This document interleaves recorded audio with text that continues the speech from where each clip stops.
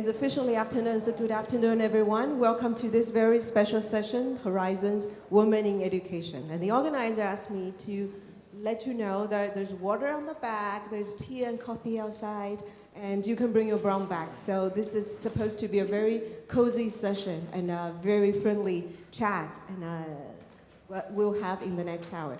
So we have three wonderful speakers on stage, and I promise I will leave at least 15 minutes for Q&A. I'm sure you have a lot of questions with them. I'll quickly introduce them. On the far right, that's Smriti Irani, the founder and chairperson of Alliance for Global Good. And she has many, many tags, so we'll introduce that later. And in the middle is Nirija Birla, the founder and chairperson of Aditya Birla Education Trust. And the lady next to me is Belinda Tanoto, the managing director of Tanoto Foundation.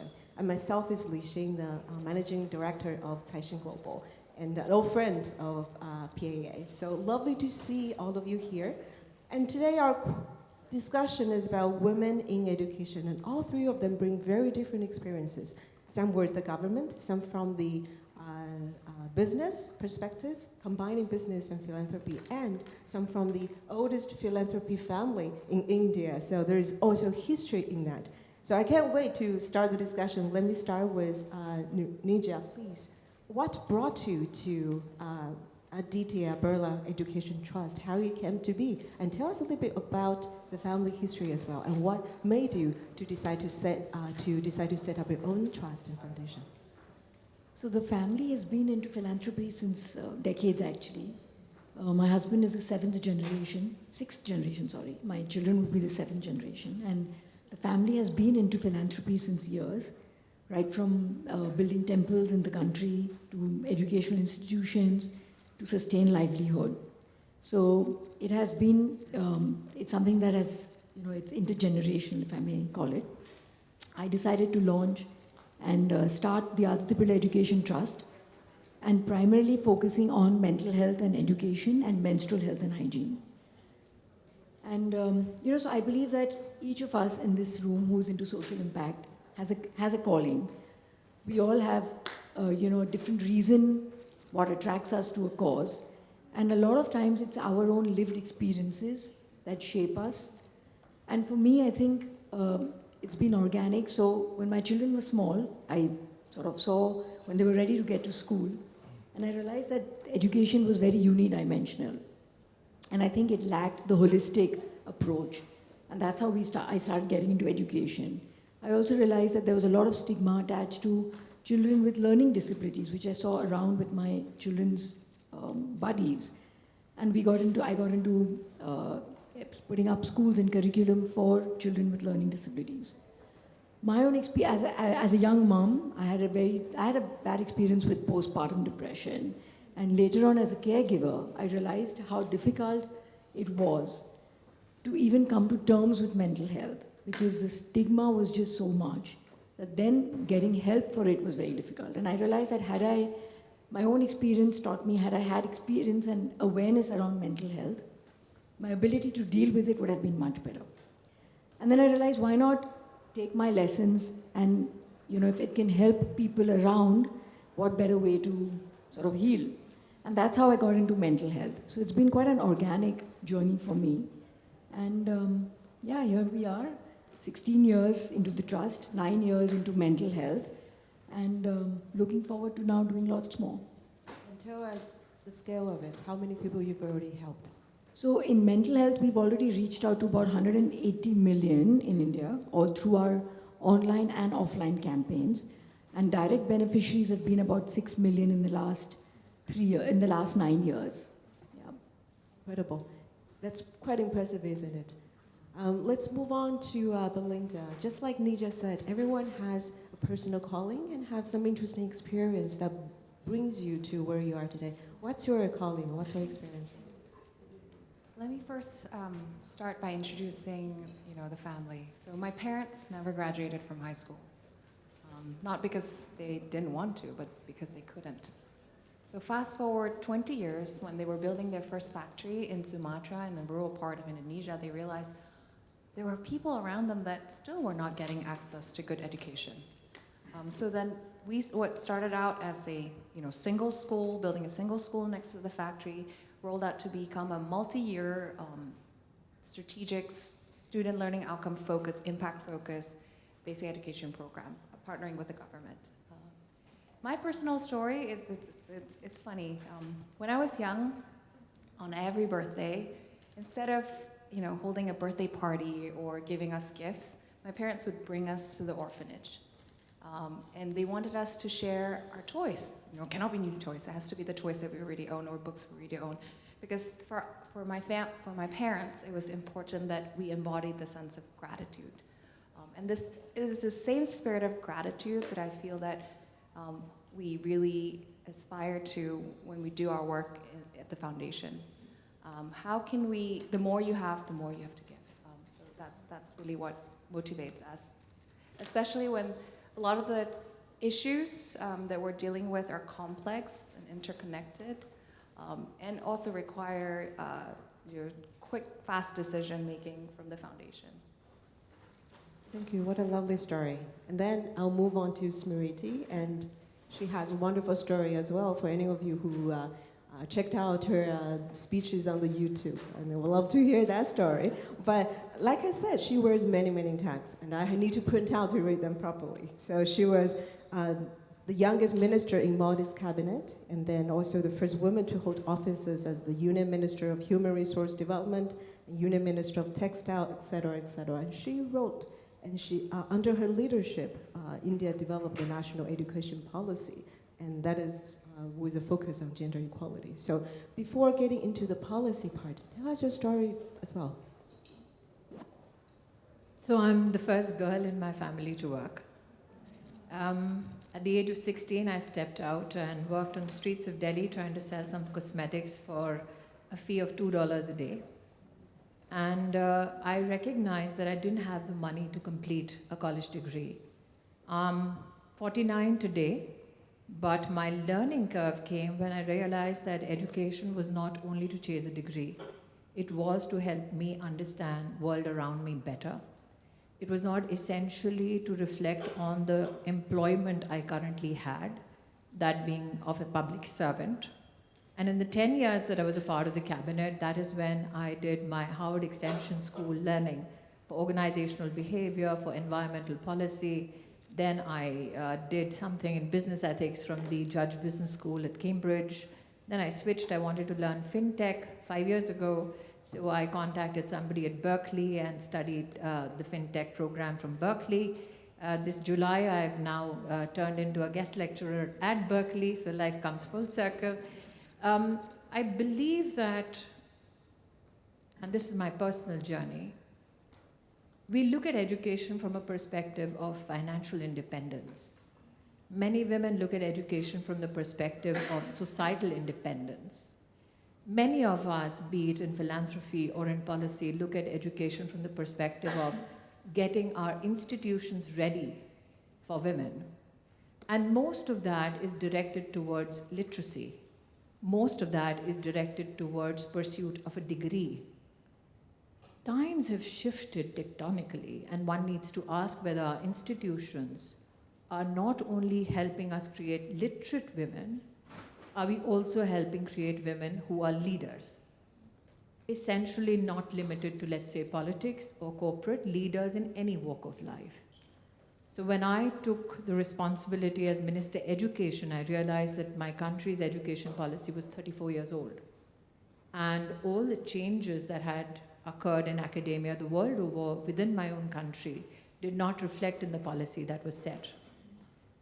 Most of the policy was written in power corridors with bureaucrats and a few academicians who were extremely pleasing.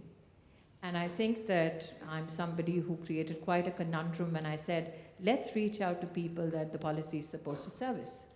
So we reached out to 225,000 village education councils. Imagine calling a council in a village and saying, tell us what the national policy would look like.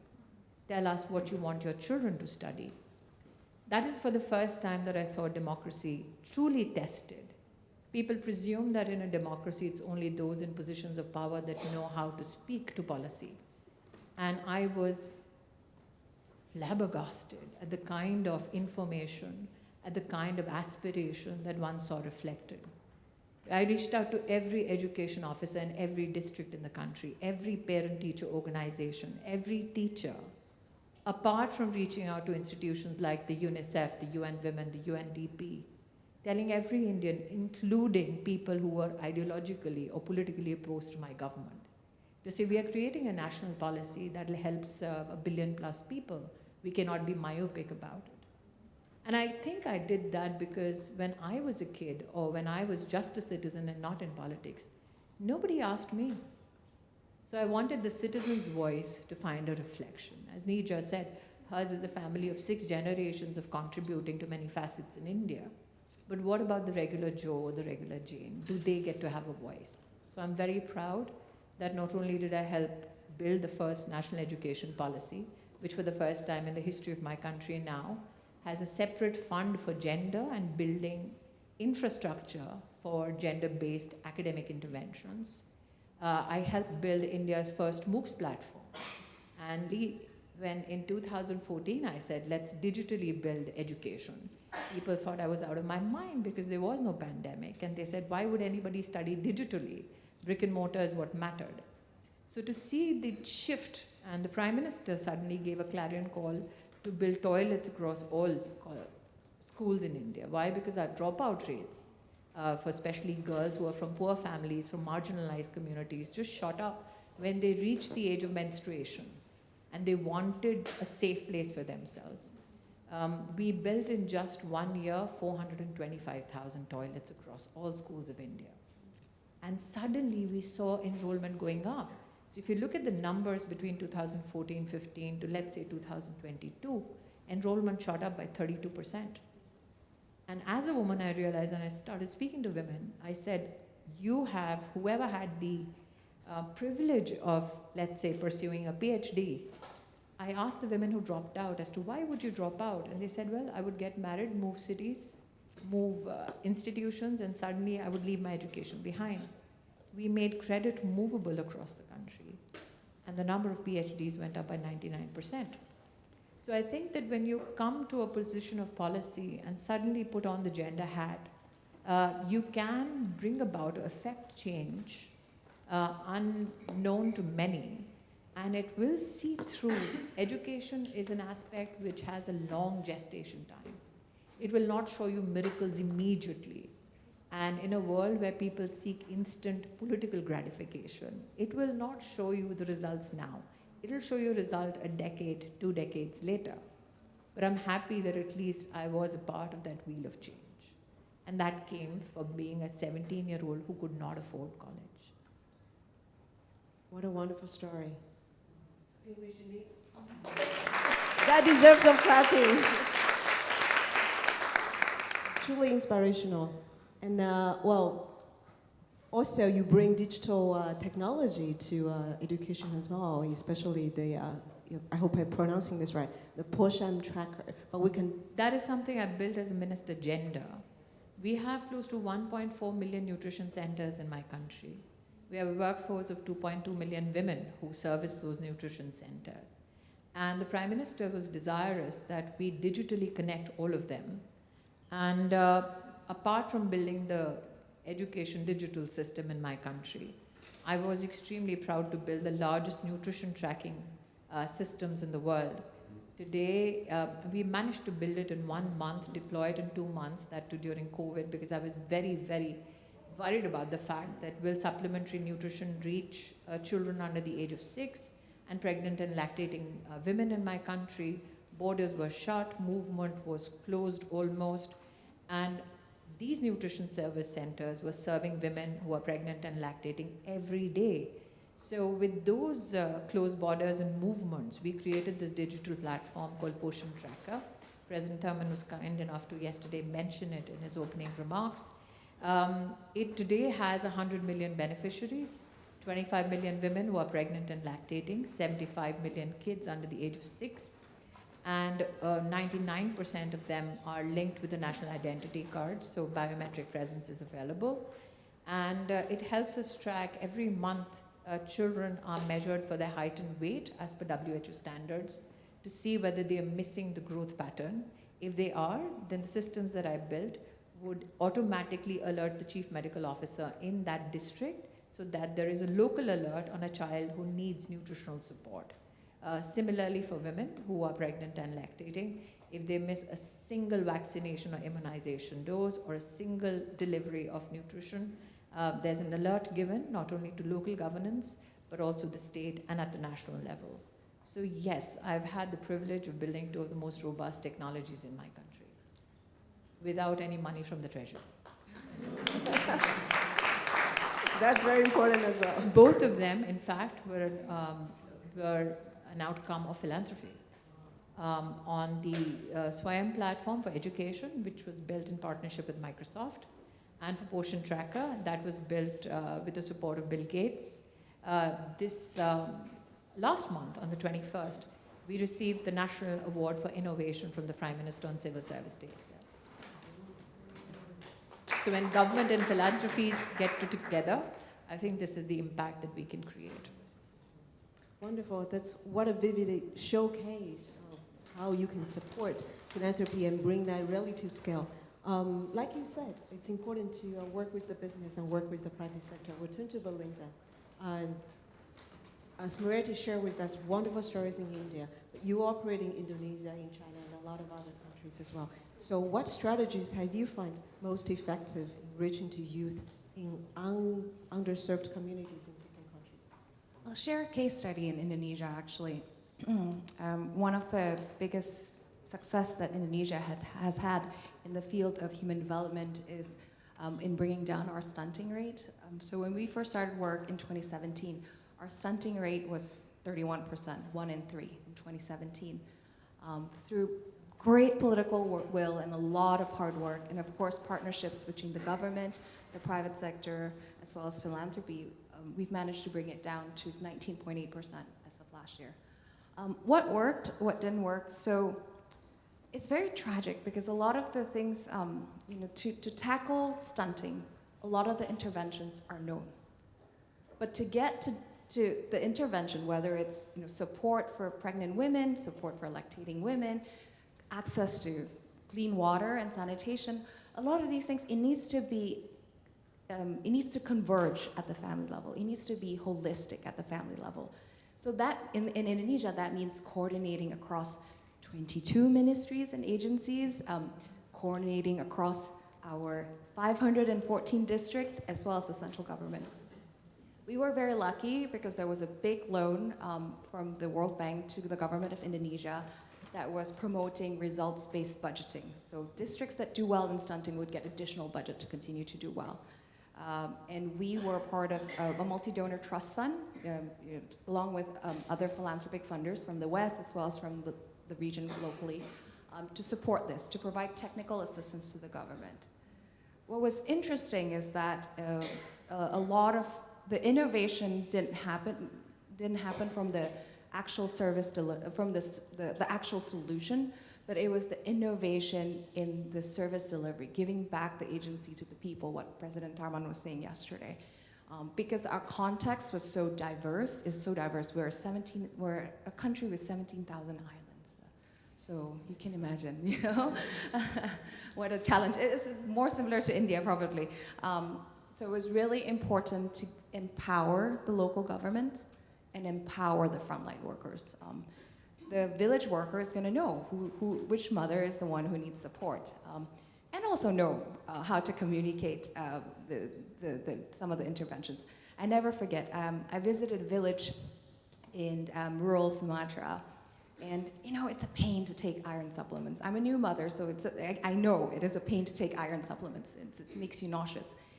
So instead of telling the mothers to say, oh, if you take this, it's good for you, it's not, you'll avoid anemia, he's like, if you take this, it'll make you beautiful. And it worked like magic. So it's really important to think about, really giving the agency back to the local frontline workers. Like you said, give the voice back to the people. It's really important for that, whether it's the local government or the frontline workers. I love it. Use vanity as your tool. And also, you operate in different countries. So, do your strategy work in different countries, or you have to localize or adapt to different places?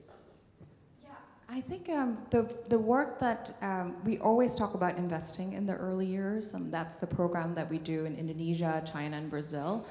And even though the countries are at different stages of development, different primary healthcare delivery systems, surprisingly, there's so much cross-learning to be had between the countries. And that's why we're so excited to be part of PAA and part of PAA Health Community to see how we can foster more of this cross-border learning. So Indonesia, what Indonesia is good at, it's different from what China is good at and what Brazil is good at. One of the things that we're learning from China, for example, they have a fantastic parenting center model that we're continuing to scale up in China, but also piloting in Indonesia. Brazil has an amazing nonprofit, well, not nonprofit, Brazil has, they've kind of created a movement to hold the government accountable regardless of who's in power in terms of early childhood outcomes as well as education outcomes. And that's what we're trying to replicate in Indonesia. So there's so much cross-learning to be had in the education, in the field of education, and there's not enough investment to sort of allow, or platforms to allow for that kind of cross-border learning. So we're very, very excited to be here at PAA, to be doing a lot more of that. Thanks. And then let's move on to Nija. So you devote most of your time on mental health. And how do you think mental health challenges affect educational outcome for students? And also, like Smriti and Belinda mentioned, a systematic way to address that problem. And what do you see as changes that can happen with the educational system that can address this issue? So first, to talk about how does mental health impact education in children. So pretty much at every level, because having children who are predisposed or who are struggling with mental health conditions, or even basic, simple, which we call simple anxiety or depression, will definitely have a telling on their engagement, the attention span, the inability to concentrate, basically just not being able to go through school life the way they should be going through school life. Social interactions take a big hit, which I think is extremely important for development. And I think during the school years and college, the life skills that are developed, which will actually help them towards building resilience, also get impacted. So struggling with mental health conditions all through school or even bits of school can have a huge telling impact as they get into adulthood. And I think the best way to tackle it is, I believe, and I think we have proof of the pudding, is to embed it into a comprehensive school-based mental health program, which would include putting together a mental health curriculum, which could be from K to 12, which would be great to have as a part of the NEP program. It is there, but it's so difficult for schools to do it because schools, for example, don't give enough importance to mental health. For them, academic, completing the academic goals is very important.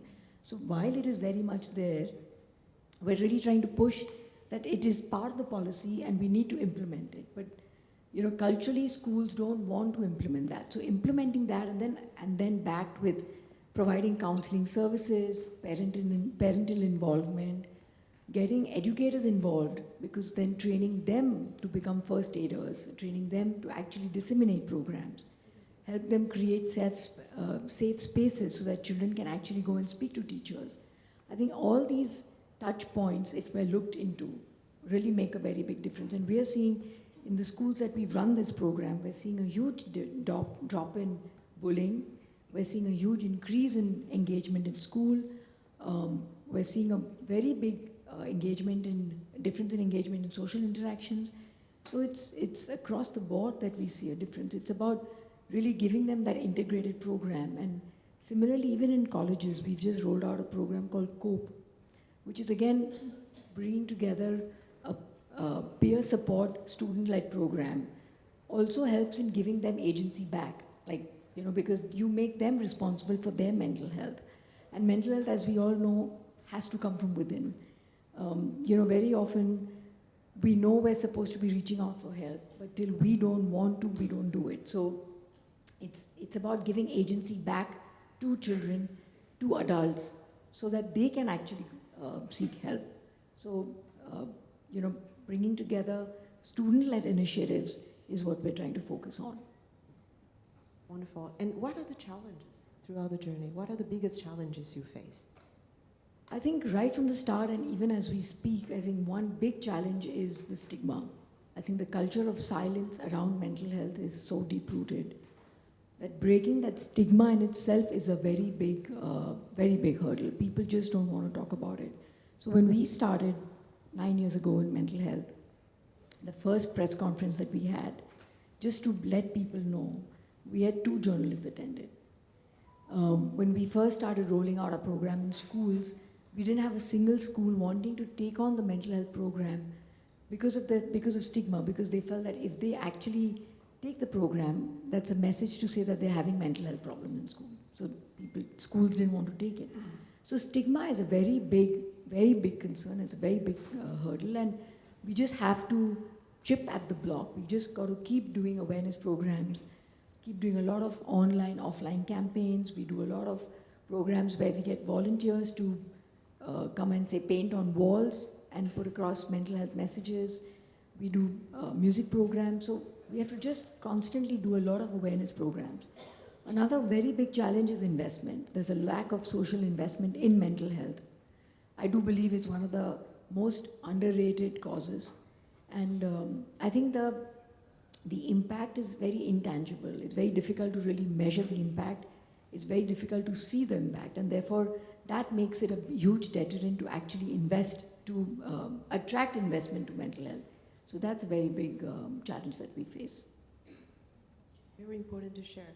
Because I remember last year, one of our coverage was almost a quarter, more than 20% of students in China actually have some level of mental health issues as well. So just like you said, stigma, you have to bring awareness, put this on the table. And that first step is already challenging enough.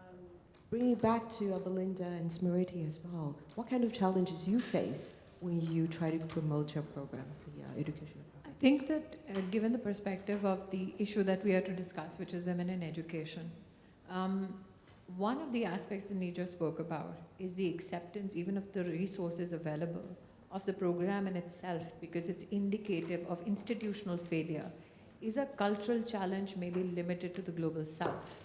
Because for too long, any kind of disability, physical or mental challenge has been frowned upon, and most families chose to keep quiet. So even if Belinda spoke about early cognitive skills and support of early cognitive skills, one of the greatest presumptions is that challenges come beyond a particular age threshold. For instance, Belinda speaks about nutrition. Nobody recognizes the limitation that nutrition or the lack of it creates on cognitive skills. Nobody realizes that an early identification of a disability can prepare communities, policymakers, and institutions for the hordes of students that are to come who will need that help.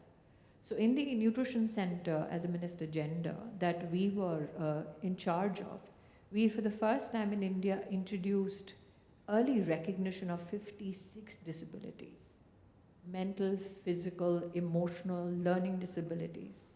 Because if you are servicing the poorest of the poor in those institutions, one of the greatest challenges that the poor have is that they don't have enough resources if they believe the child is facing a disability to bring some kind of a solution to the child.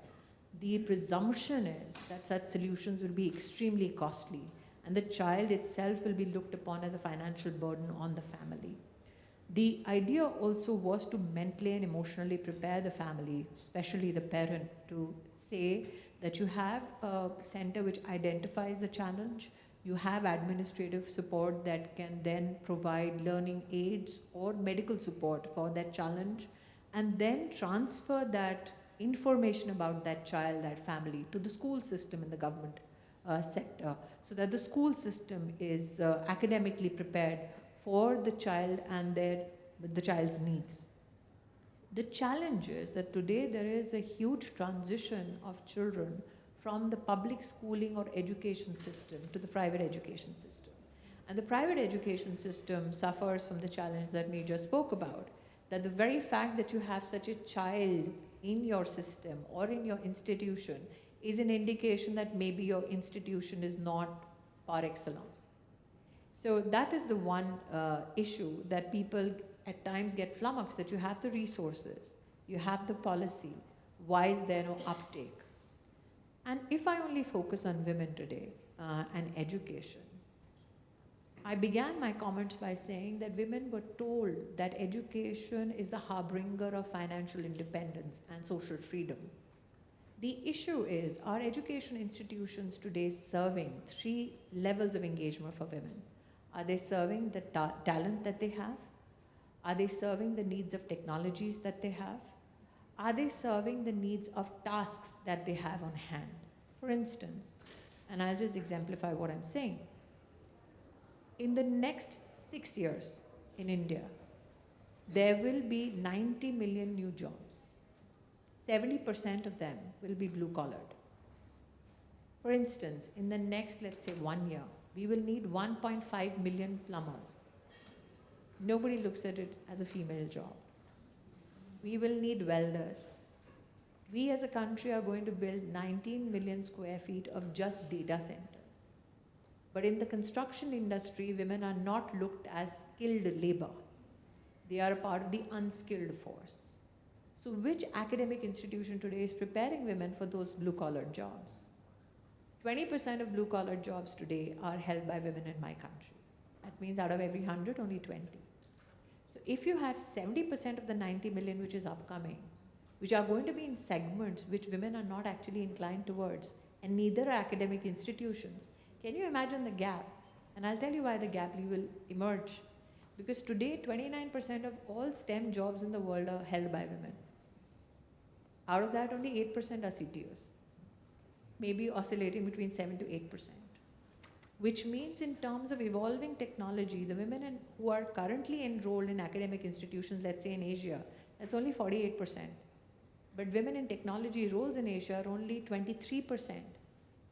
So we are not preparing women for, let's say, blue-collar jobs. In terms of technology, jobs are going to be redundant for women. Forget even Asia. Look at the US. 80% of the automated jobs that will be seen in the US, those are the jobs women are going to lose first. So are our academic institutions inclined towards making us genuinely financially independent? Will it give us a variety of choices? Now, many people presume that that is a problem we have to address in the higher education system, which is not. Belinda is right. You need to catch it early. So how early do you catch it? How many people have you seen that go to a girl child's house and give them a construction toy set? And how many of girls get dolls? Are we still doing that to girls?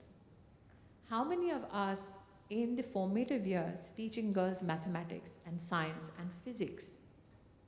And then we are wondering why women are not being churned out in the STEM sector. That's because when the pipeline begins, we are not teaching them a natural inclination towards these things. How many of us, when let's say a pipe breaks in the house, call out for the girl in the house? How many of us, when a car breaks down, actually calls out to the girl in the house to say, let me show you how it's fixed? So there is, people are looking at academic institutions or policy makers to provide that quick fix. The problem actually is more holistic, and the answer has to be equally holistic. It has to be everybody's participation. Philanthropy, again, Neerja is focused on mental health. But if I look at health per se today, in my country, I still need, as of last year, 4.4 million nurses. Guess who the nurses be? Only women. If you're looking at education, which is not biased towards a gender, and we are trying to create social structures which tell us or the children that we bear that no job is actually gendered, that men and women both should have a shot at each job, are we still freeing ourselves of the bias that we've carried over decades? And our educational institutions, our philanthropies, our systems, are they reflective of that surge which is coming? And are we prepared for it? Just to add to what Smriti just said, I think this is so true even in mental health or even in education. So in mental health, for example, I think 99.9, probably 99.5% of all our psychologists and therapists are women. So you hardly have, I can probably count the male psychologists on my fingertips. Look at the room. So We're talking about women in education. and the same thing goes for teachers as well, right? I mean, it's just such a gender-driven space that even it's just right, and that's right. It's right from the beginning. Right from the beginning, girls are encouraged more to get into the softer spaces, and boys are not, and vice versa. So I completely agree with you. It's something that has to be looked at right from very core. Let me speak for the men. And the men can correct me if I'm wrong. So when Nija talks about mental health, we talk about partnerships between a man and a woman who's maybe trying to raise a family or just being together. And the problem is not only on one part of, let's say, the female side. Again, culturally, while we are giving the boys the construction sets, what are we also teaching them? Don't cry like a girl. What are we teaching them? Don't be a sissy like a girl. Which means very early in life, we are training these men to say, if you're emotive about your response, then you're a girl. We are teaching them how to suppress a side of them. And then as adult women, we are expecting these men to be emotionally very responsive. It's true. And we have a generation of men who have been taught that any physical proximity, like a hug from a father publicly, why do most boys say when their mothers drop them, you both are new mothers? So the minute the boy is, let's say, if it's a boy child, the minute he's 7, 8, 9 now, it's early, they tell the mother, don't hug me. Why? Because that's a sissy thing to do. Which means we are teaching young men, not academically, societally in family systems, that to showcase affection is to be effeminate. So imagine a whole class of men who've been told that if you express you're effeminate, you're weak, and imagine them suppressing. And imagine mental health providers who are not men. And it doesn't resonate because they're like, oh, you're supposed to have it all sorted, you're a man.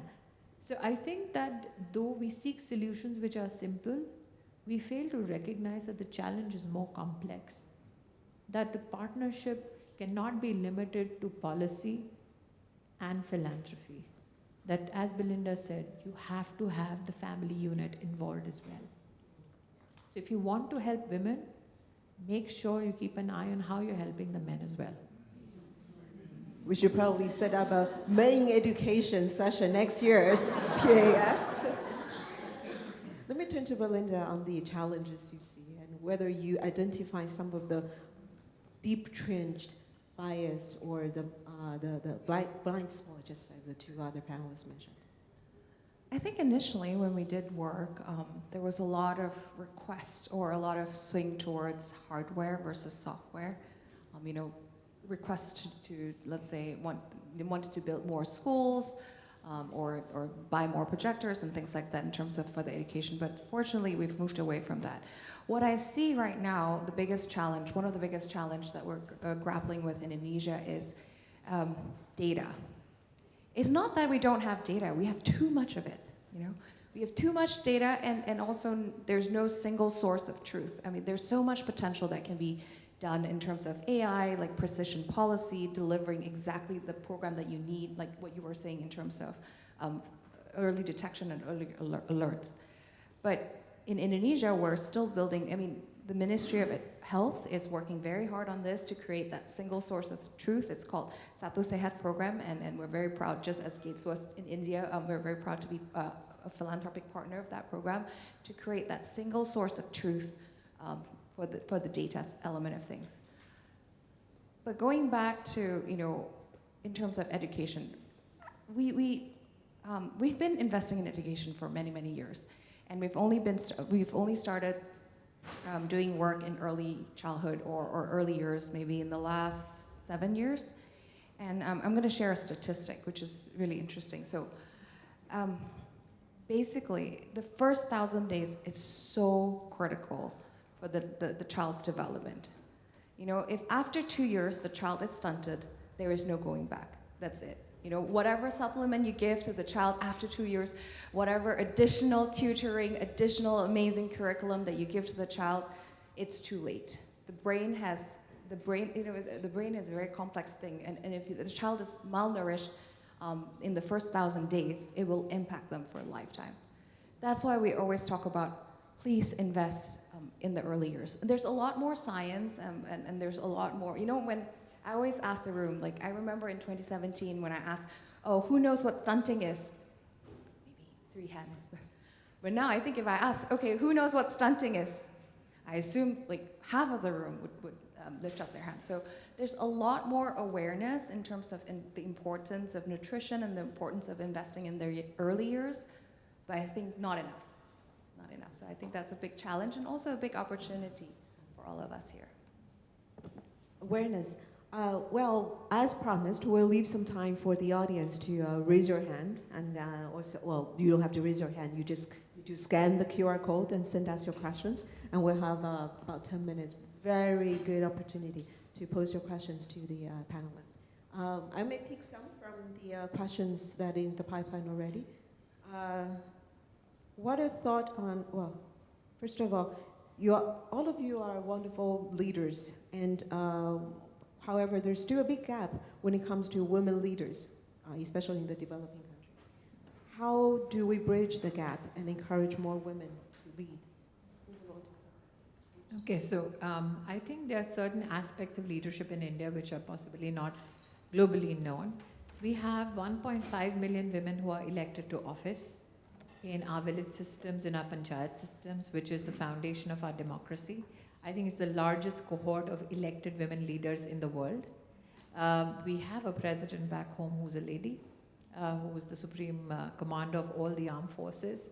So in terms of creating leadership politically, which is visible, which is impactful, we do have women who have served not only in the gender-based roles or in the education sector like I have. I've also been Minister Textiles. So when COVID had hit, I had the privilege of creating the PPE industry in India. And again, that too in 3 months. But we have a finance minister who's a female. We have the petrochemicals division, which is handled by a woman. So agnostic to the strategic positions, women have held positions of great political repute in my country. But I think that we have a very skewed view of leadership. Is leadership only about political office? That is the one question we need to ask ourselves. Is leadership about bringing systemic change? Is leadership about localizing solutions? Is leadership about nurturing the next generation of leaders? I think then women are inherently great leaders to begin with. Today in Indian administration, I have 19 million women who are serving. They are officers in various administrative levels of engagement in my country.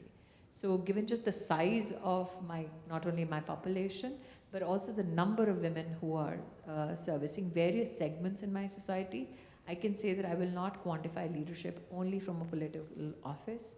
As you just said that the largest contingent of teachers in my country are women.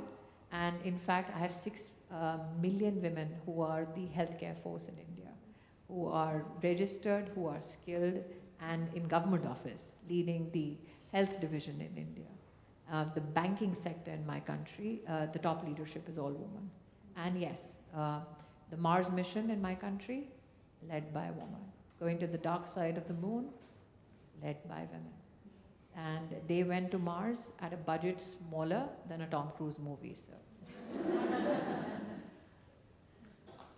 Any other comments from the two of you? I think for me personally, role models have made a big difference. So as the next generation, I'm very thankful for people like Smriti and Mrs. Birla, who's kind of sort of paved the pathway for us personally. So I think it's also a big call to all those women leaders, including one of my mentors is here today, Janet. It's really important to just share your story, to be able to let others know that it is possible to have a family and a career and to be a leader, and to also, like what Smriti said, broaden the definition of leadership, right? Leadership can happen at home, leadership can happen in your village when you're helping other mothers tackle stunting. Leadership can happen in the public office, which is amazing what Smriti has done. I think that's really important. So role modeling as well as broadening the definition of what a leader is. And just to add to that, I think traditionally one always worries that how are you going to balance your your roles as a woman and in your professional life. But I think we need to move away from getting that quintessential balance, because what is really balance? You got to just, at that point in time, prioritize what is important and move ahead. And ultimately, life is about trade-offs. So if I'm here, I'm obviously probably missing out on maybe being with my kids back home. But then when I'm there, I'm probably missing out being here. So it is a constant game of trade-offs, and you got to just keep deciding literally in real time, what do you trade off at that point in time? What is your priority at that point in time? And I think that's a great way to then eventually balance out your life, because if you're going to try and see to get the quintessential balance that when you're at work, you're only working, and when you're at home, you're only doing, only with your kids or the family, that I think is utopian and not necessarily to have. Another question is probably more for Belinda. How do you decide which country to operate out of your own home country? So it goes back to the principle of what we believe philanthropy is all about. So we think that, philanthropy, you need to do what you're good at, right? So the reason philanthropy is good, what is philanthropy good at? We're good at piloting, sharing best practices. We're good at fostering collaboration across the different sectors. The reason why we picked Indonesia, it mirrors Indonesia is a country where we've operated for many, many years, and it's also where the family is from. So for us, we have very deep relationships, not just in Indonesia, but in Singapore, in China, and all these other countries.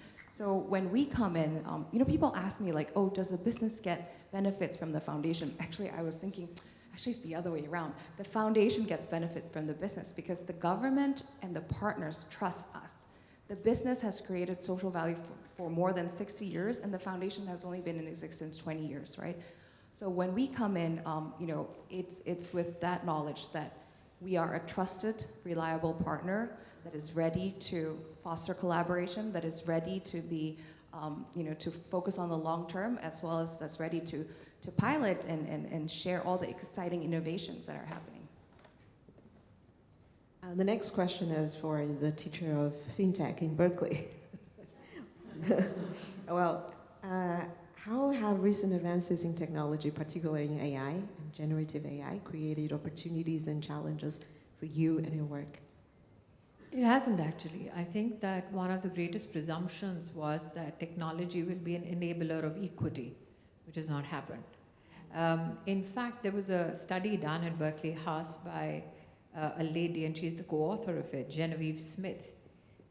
She did a study of 133 AI-based models across the world and found that 43% of them had a gender bias. Now, why did she do the study? That's because she applied for a credit card with her husband. They had the same credit scores, same taxation, same levels of profit in their operations. It seems the husband got 10 times more credit than her. So the husband actually went to Twitter and X and ranted about it as to how unfair it was. And then Steve Wozniak, who was one of the founding pillars of engagement at Apple, he actually tweeted out and said, guess what, this happened to my wife as well. And he got a credit 20 times higher than his wife. And why am I giving this as a foundational comment? That generative AI today is based on looking through every crevice of information on the internet. And most of the internet has not taken into, let's say, its assumptions or assumptive algorithms, the bias with regards to gender across all fields, be it academia, be it health, or for that matter, be it even systemic interventions, let's say in manufacturing. Why do I say this? Automobile companies that use AI to test for safety. This is a BBC report which came out. It was found that they use a male physique to do their safety test on seat belts and airbags. They did not take into consideration the body of a woman, and especially a pregnant woman. And the research showed that in the same instance of an accident, women were 17% more likely to die because just their physicality was not factored in by AI. So I think that we look at AI from a very myopic view right now, only from the presumption of equity. It is in fact, dangerously so possibly, widening the gap. By the end of, let's say, 25, 26, industry leaders in AI have said that all of coding will be done by AI. You will not need a human intervention. And we have pushed a generation of young girls saying, learn how to code. So imagine by 2026, whatever they've learned will be redundant. So that kind of flips, and in terms of whoever asked me that question on fintech, I don't know if it's a lady or a gentleman, but any information that you get online now, you are 30% only likely to get investment-related information. 70% of the information women get through any social media feed or through any internet intervention is helping you be more inclined towards spending towards consumer durables. You are less likely to get information as to how to invest. You are less likely to get information as to how to use economies of scales, maybe to make your life more productive. And I think that are those are the conversations which are not taking place. And look at all the AI giants. Who owns them?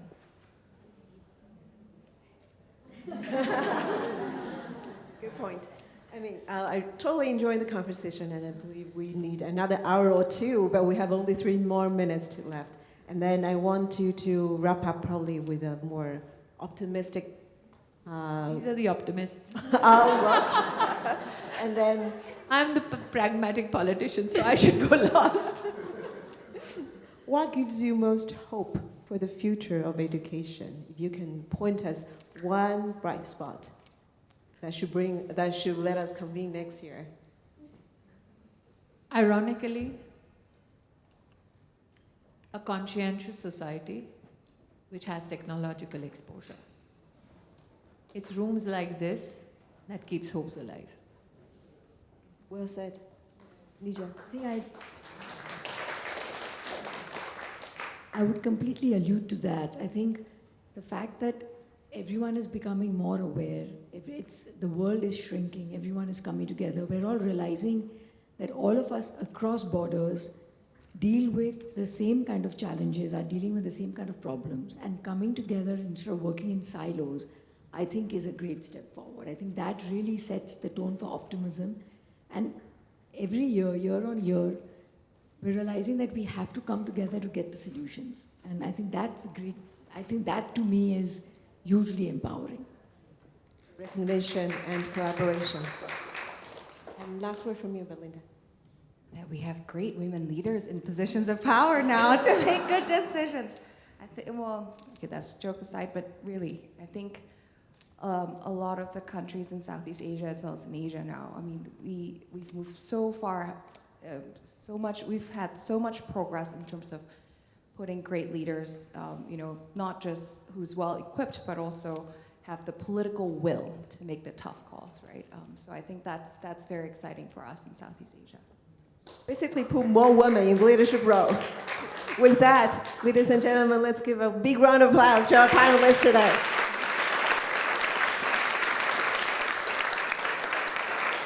So thank you.